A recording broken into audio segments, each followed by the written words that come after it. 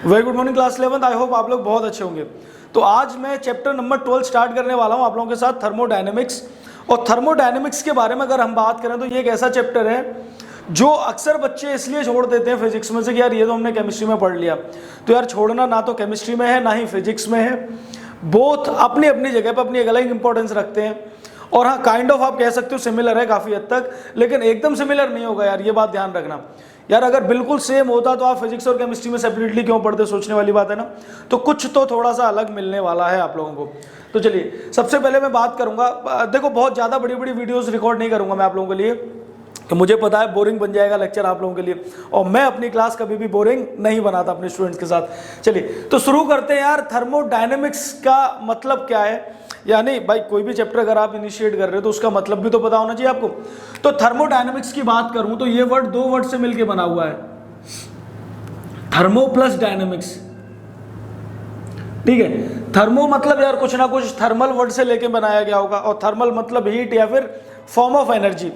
और डायनेमिक्स मतलब फिजिक्स की एक ऐसी ब्रांच होती है जिसमें हम बॉडीज का मोशन वगैरह के बारे में पढ़ते हैं, यानी बॉडी मूव करती है या मोशन करती है। तो बिल्कुल सही यार, यहाँ पे ना हीट का मोशन पढ़ोगे आप। अब हीट का मोशन, यार बच्चे कहेंगे सर हीट कैसे मोशन कर सकती है। बिल्कुल बिल्कुल हीट मोशन करेगी, लेकिन तरीका अलग होगा। यार देखो, अगर मैं आपसे बात करूं बहुत पुराने टाइम की, तो आपने स्टीम इंजन वगैरह के बारे में सुना होगा। स्टीम इंजन में क्या होता था कि आप हीट की मदद से स्टीम जनरेट करते थे और बॉडी कुछ मैकेनिकल वर्क करती थी। यानी क्या हो रहा है, समझ रहे हो मैं जो बताना चाह रहा हूँ, इसके पीछे क्रोनोलॉजी समझिए। मैं बताना चाह रहा हूँ आपको कि हीट की मदद से आपने उस हीट को कन्वर्ट कर दिया वर्क में, और वर्क हो रहा है तो मतलब बॉडी मूव कर रही है, तो यानी हीट का मोशन हो रहा है ना। बिल्कुल सही। तो कुछ ऐसी ही बातें करेंगे यहाँ पे।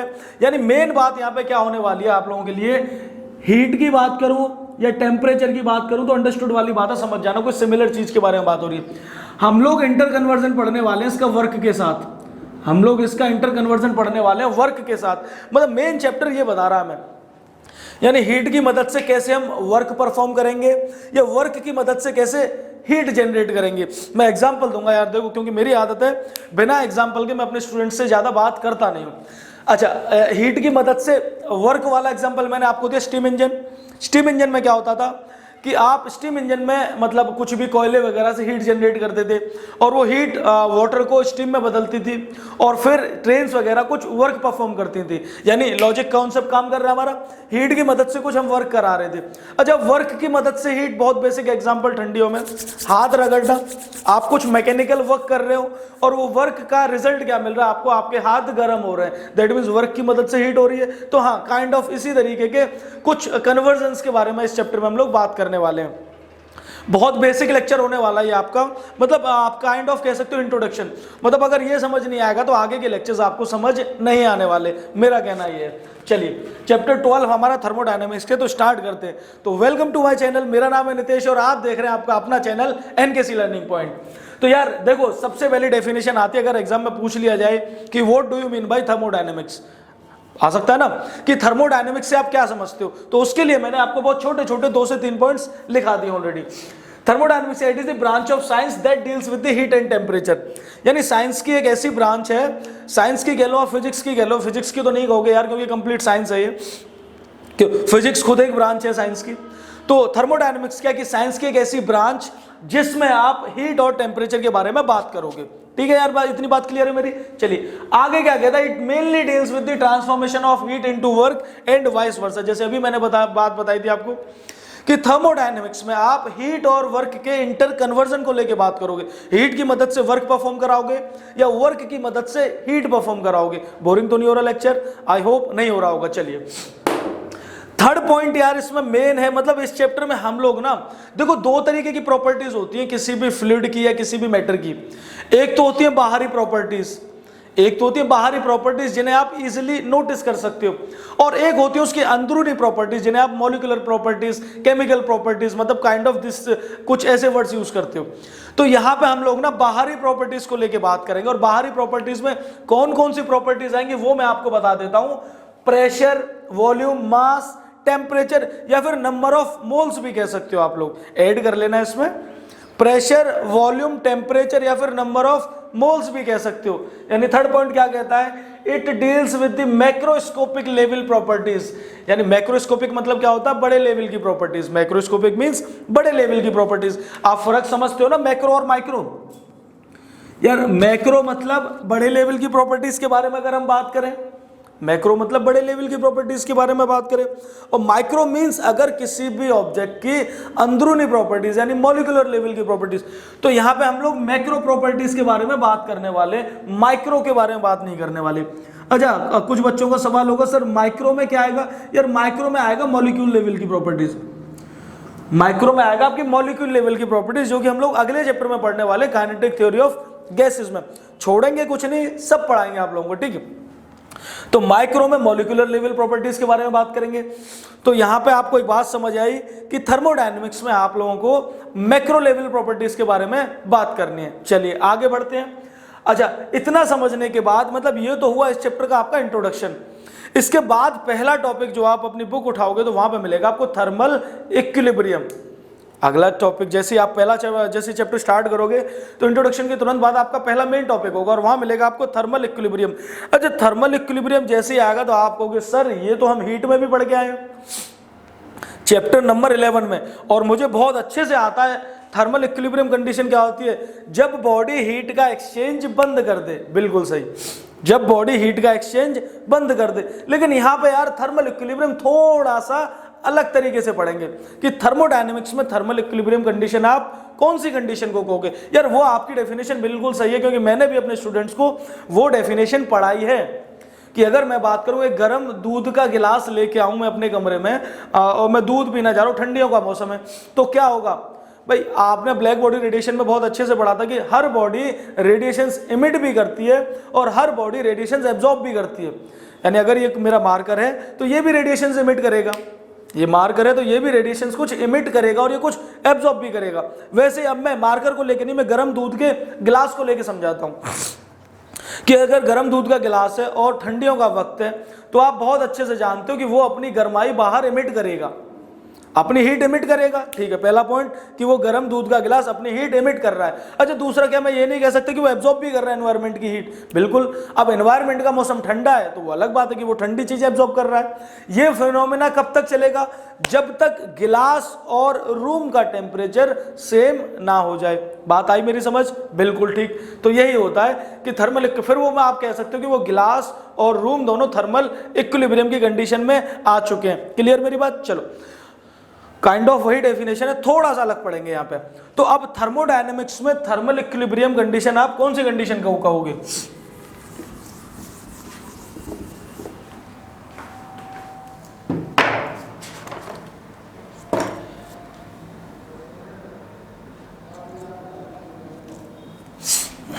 चलो, अच्छा यहां तक आप लोग नोट कर लेना, मैं साइड में हट जाता हूं, स्क्रीनशॉट ले लो। चलो, अभी मैंने आपको बताया ना कि थर्मल इक्विलिब्रियम की बात करने वाले हैं। तो थर्मल इक्विलिब्रियम मैं आपको पहले एग्जांपल से समझाऊंगा, तब अच्छे से समझ आएगी। ठीक है, देखो अगर मेरे पास मान के चलो कोई एक कंटेनर है, अगर मेरे पास कोई एक कंटेनर है और इसमें गैस ली हुई है मैंने, इसमें गैस है, तो इस गैस का अपना खुद का प्रेशर भी होगा कुछ, इसका कुछ टेम्परेचर भी होगा, इसका मास भी होगा और इसका वॉल्यूम भी होगा। अब मैंने इसको पूरा चारों तरफ से इंसुलेशन प्रोवाइड करा दिया, इसको मैंने चारों तरफ से क्या प्रोवाइड करा दिया, इंसुलेशन प्रोवाइड करा दिया। इंसुलेशन का मतलब आप समझते हो ना, नॉन कंडक्टिंग मीडियम। इंसुलेशन का मतलब होता है सीधा सीधा कि कोई भी ऐसे मटेरियल से कवर कर दिया चारों तरफ से कि जो एनवायरनमेंट के साथ इसकी हीट को एक्सचेंज ना होने दे। बात आई मेरी समझ में, कि जो एनवायरनमेंट के साथ इसकी हीट को एक्सचेंज ना होने दे। ठीक है, तो अगर मैंने इंसुलेशन प्रोवाइड करा दिया, इंसुलेशन, तो अब होगा क्या यार, अब होना क्या है कि अगर इसका टेम्परेचर कुछ था पहले, मैंने माना हुआ ना, देखो टेम्परेचर T, तो ये अपना कोई भी टेम्परेचर एनवायरनमेंट के साथ शेयर नहीं करने वाला।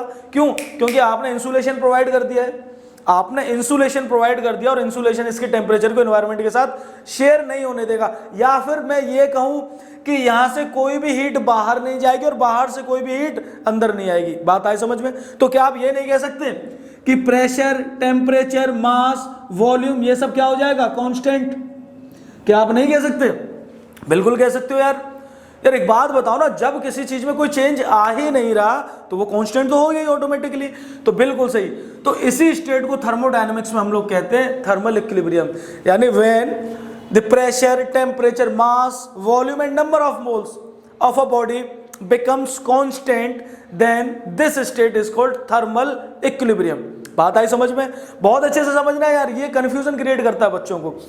थर्मल इक्विलिब्रियम एक ऐसी कंडीशन है, थर्मल इक्विलिब्रियम एक ऐसी कंडीशन है जहां पे कोई भी बॉडी अपना प्रेशर, टेम्परेचर, मास या वॉल्यूम कांस्टेंट कर लेगी और अपना ये सारे फैक्टर्स चेंज नहीं होने देगी। और अगर ऐसा हो रहा है कि कांस्टेंट हो गया दैट मींस चेंज नहीं हो रहा, तो आप क्या कहोगे कि उस बॉडी ने थर्मल इक्विलिब्रियम की स्टेट अचीव कर ली है। आई बात समझ? चलिए, बहुत इंपॉर्टेंट है, आगे इससे दो कॉन्सेप्ट्स निकल के आएंगे आपके, और दोनों बहुत जरूरी हैं थर्मोडायनेमिक्स को समझने के लिए। तो देखो, जब आप आगे पढ़ोगे ना, अच्छा इसकी डेफिनेशन लिख लेना। Thermal equilibrium is a condition when, मैं बोल देता हूं, thermal equilibrium is a condition when pressure, temperature, mass, volume and number of moles of a body becomes constant, यानी बॉडी के ये सारी कंडीशंस कांस्टेंट हो जाएंगी। अच्छा, मैं गैस को लेके बात करूंगा पूरे में, ज्यादातर मैं किसको लेके बात करूंगा? गैस को। क्यों? क्योंकि गैस के केस में ये सारे फैक्टर्स इजीली वेरी कर जाते हैं। बात आई समझ में? चलिए, अब हम लोग दो केसेस करेंगे थर्मल इक्विलिब्रियम को लेके। मैं ये रब कर रहा हूं, मुझे उम्मीद कर रहा हूं आप लोगों ने नोट कर लिया होगा। यार बोर तो नहीं हो रहे ना आप लोग? कमेंट करके जरूर बताना, और जो बच्चे पहली बार चैनल से जुड़े हैं, ऐसे होंगे काफी बच्चे पहली बार जुड़े होंगे, चैनल को जरूर सब्सक्राइब करके जाना और अपने फीडबैक कमेंट में मुझे देके जाना। अच्छा, कोई डाउट भी आता है ना तो मैं हमेशा अपना व्हाट्सअप नंबर डिस्क्रिप्शन में शेयर करता हूँ। प्लीज़ फालतू के मैसेज ना करना, क्योंकि अक्सर हमने देखा बच्चे बिना मतलब के परेशान करने के लिए, सर और कैसे हो? अरे यार अच्छे ही हैं, ठीक है। चलो, तो थर्मल इक्विलिब्रियम में अगर हम दो बात करें कि अगर मैंने एक कंटेनर लिया कुछ इस तरीके से और इसमें सेपरेशन बना दिया, ये एक सेपरेशन और चारों तरफ से इंसुलेशन प्रोवाइड कर दिया। अच्छा, इंसुलेशन देखो, यहाँ पे आपको दो नई चीजें पढ़ने के लिए मिलेंगी। इंसुलेशन तो आप वर्ड समझते हो, इंसुलेटिंग मीडियम, यानी इंसुलेटिंग मीडियम एक ऐसा मीडियम होता है जो हीट को एक्सचेंज ना होने दे। इंसुलेटिंग मीडियम एक ऐसा मीडियम होता है जो हीट को एक्सचेंज ना होने दे।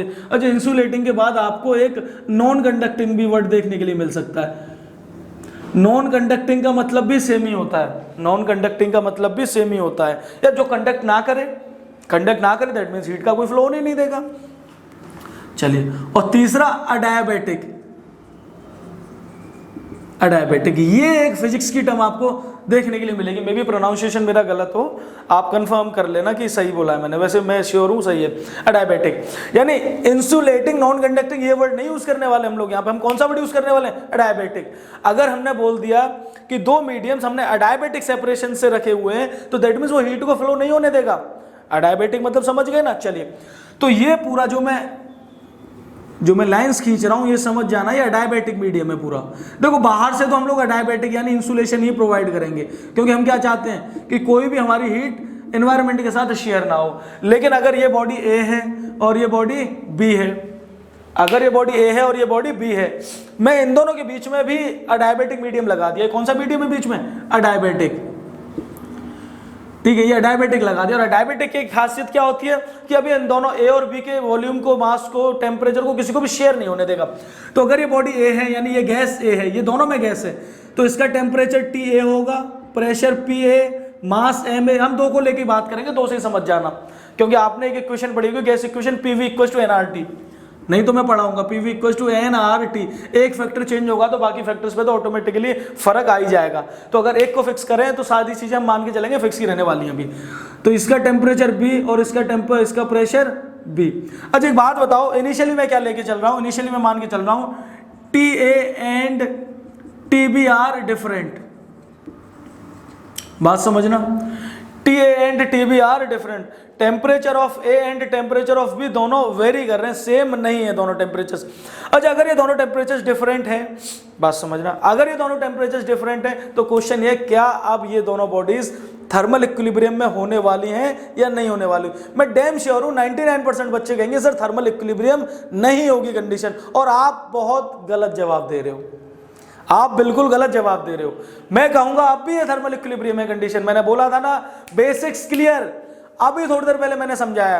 अच्छा एक बात बताओ, चलो अभी आप ही सही कर दोगे, आप ही कहोगे सर थर्मल इक्विलिब्रियम में ये बॉडी ए, ये बॉडी बी, दोनों के बीच में अडायबेटिक सेपरेशन लगा दिया। अच्छा इनिशियली मान के चलो इसका टेम्परेचर है 40 डिग्री सेल्सियस और इसका 50 डिग्री सेल्सियस, इसका 40 डिग्री सेल्सियस, इसका 50 डिग्री सेल्सियस।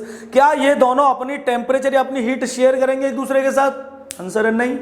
क्यों नहीं? क्योंकि बीच में डायबेटिक सेपरेशन लगा दिया, कोई भी हीट फ्लो ही नहीं करेगी इधर से इधर, यानी जब कोई हीट फ्लो करेगी नहीं तो इस बॉडी का टेम्परेचर, प्रेशर, मास, वॉल्यूम ये सब क्या होने वाले हैं? कांस्टेंट। इस बॉडी का प्रेशर, मास, टेम्परेचर, वॉल्यूम सब क्या होने वाला है? कांस्टेंट। तो सेम ये होने वाला है, इसका भी प्रेशर, मास, टेम्परेचर, वॉल्यूम ये भी कांस्टेंट। और यही तो यार थर्मल इक्विलिब्रियम था कि अगर बॉडी अपनी स्टेट चेंज ना करे, यानी बॉडी ने अपनी एक स्टेट अचीव कर ली और वो उसे कांस्टेंट रख रही है, चेंज नहीं कर रही, तो दैट मींस वो थर्मल इक्विलिब्रियम में। तो ये दोनों बॉडीज भी थर्मल इक्विलिब्रियम में होंगी, कंडीशन अप्लाइड। लेकिन कब? जब इन दोनों के बीच का सेपरेशन कैसा है? अडायबेटिक। जब इन दोनों के बीच का सेपरेशन कैसा है? अडायबेटिक। नोट कर लो मेरी बात, गोल्डन वर्ड्स एनकेसी नोट लगाइए, जिससे पता रहे कि एनकेसी चैनल से पढ़ के आए थे। कि मैं क्या बताना चाह रहा हूं आपको कि अगर दो बॉडीज का टेम्परेचर डिफरेंस है, अगर दो बॉडीज का टेम्परेचर डिफरेंस है, फिर भी वो थर्मल इक्विलिब्रियम में होंगी। कब? If the separation between them is adiabatic. दोनों के बीच की सेपरेशन क्या रखी जाए? अडायबेटिक, क्योंकि वो हीट को फ्लो नहीं होने देगा। हीट फ्लो नहीं होने देगा तो दैट मीन्स वो अपनी अपनी स्टेबल स्टेट अचीव कर चुकी होंगी, यानी कोई भी चेंज नहीं आएगा इनमें, और चेंज ना आना ही तो थर्मल इक्विलिब्रियम है। ठीक है, नोट कर लो, ये थर्मल इक्विलिब्रियम होगा। अब सेकंड केस करा रहा हूं मैं, सेकंड केस करा रहा हूं मैं। अब सेकंड केस क्या है? अच्छा नोट कर लिया था ना आपने, सॉरी आगे इसे थोड़ा सा टाइम दूंगा मैं, अगर ऐसा लगा हो कि मुझे लग रहा है पर्सनली कि मैंने जल्दी रब कर दिया, साइड में हट जाया करूंगा, आप नोट कर लेना। देखो सेकंड केस वही लेने वाले हैं फिर से, दो बॉडीज, टेम्परेचर ऑफ ए इस बार हम ग्रेटर ले रहे हैं टेम्परेचर ऑफ बी। अच्छा पहले भी ये हो सकता है, दोनों में कोई भी आप बड़ा ले लीजिए कोई फर्क नहीं है, यहां भी आप कोई भी बड़ा ले लीजिए कोई फर्क नहीं है। ठीक है, सेपरेशन इस बार थोड़ा सा चेंज होने वाला, क्या कि ये बाहर की सेपरेशन तो हम लोग अभी भी कौन सी रखेंगे? इंसुलेटिंग। बाहर की सेपरेशन हम लोग कौन सी रखने वाले हैं? इंसुलेटिंग, यानी आपका अडायबेटिक। लेकिन इस बार बीच की सेपरेशन हम लोग कैसी रखेंगे? एक ऐसी सेपरेशन रखेंगे जो हीट को अलाउ करे फ्लो करने के लिए। ये बीच की सेपरेशन इस बार कैसी होने वाली है? जो हीट को अलाउ करे कि यार तू जा, जो हीट को अलाउ करेगी तू आराम से जा, कोई परेशानी नहीं तुझे। ठीक है, और इसे मैं बोलने वाला हूं यार इस बार, इसे मैं बोलने वाला हूं डायथर्मिक। डायथर्मिक बुक्स में इसी को डायथर्मिक वॉल लिखा होता, मतलब ये एक ऐसी दीवार लगा दी है बीच में जो हीट को फ्लो होने देगी। बात आई समझ में? डायथर्मिक वॉल लगा दी हमने। अच्छा ये बॉडी है, ये ए, या मतलब गैस ही है, आप गैस ही अंडरस्टूड करो। ये बी, ये भी गैस है, इसका टेम्परेचर ए। अच्छा T1 T2 मानते हैं, इसका टेम्परेचर T1, चलो बॉडी 1 और ये body 2। Temperature of 1 is greater than temperature of 2। इसका टेम्परेचर T2, प्रेशर P2, इसका प्रेशर P1। अच्छा एक बात बताओ क्या होने वाला है? बिल्कुल सही, आप बहुत समझदार बच्चे हो। आप कह रहे होंगे सर हीट का फ्लो होगा, बिल्कुल सही, हीट का फ्लो होगा। अच्छा अगर मान के चलो, फिर से मैं एग्जांपल लेके बताऊंगा कि इसका टेम्परेचर मैंने 70 डिग्री कर रखा है और इसका टेम्परेचर मैंने 30 डिग्री कर रखा है। इसका टेम्परेचर मैंने 70 डिग्री कर रखा है और इसका टेम्परेचर मैंने 30 डिग्री कर रखा है। तो क्या होने वाला? बिल्कुल वही होने वाला जो आप सोच रहे हो।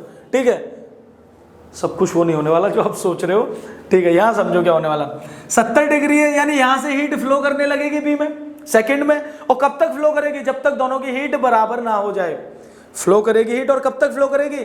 जब तक दोनों की हीट बराबर ना हो जाए। अच्छा बराबर कब हो जाएगी? कि ये भी 50 डिग्री पे पहुंच जाए और ये भी 50 डिग्री पे पहुंच जाए। यानी अब ये इन दोनों का नया टेम्परेचर है अपना। भाई पुराना तो इसका 70 था, पुराना इसका 70 था, इसका 30 था। अब इनका नया टेम्परेचर, तो आप इसे कह दो T1 डैश और इसका ये T2 डैश। तो अब ये दोनों इक्वल हो गए, यानी अब इन्होंने थर्मल इक्विलिब्रियम अचीव कर लिया है। इनिशियली नहीं था, इनिशियली नहीं था, लेकिन अब इन्होंने थर्मल इक्विलिब्रियम अचीव कर लिया है। क्योंकि जैसे ये कंडीशन आएगी, जैसे ये कंडीशन आएगी, दोनों बॉडीज स्टेबल, दोनों का टेम्परेचर फिक्स, ठीक है। अब कुछ बच्चे कह रहे होंगे सर इससे ज़्यादा डिक्रीज नहीं करेगा, कैसे कर जाएगा मेरे लाल बताओ। बाहर से तो मैंने डायबिटिक ही लगाया है, एनवायरनमेंट अपना कुछ भी हस्तक्षेप करेगा नहीं, इसमें कुछ भी शेयर करेगा नहीं अपनी हीट वगैरह एनवायरनमेंट, तो अब इनका फिक्स हो गया। अब दोनों के पास 50-50, यानी अब ये दोनों बॉडीज थर्मल इक्विलिब्रियम में आ चुकी हैं। आई होप आप लोगों को थर्मल इक्विलिब्रियम मुझसे ज़्यादा समझ आ गया होगा अब। तो ये था थर्मल इक्विलिब्रियम के बारे में थोड़ा सा लेक्चर।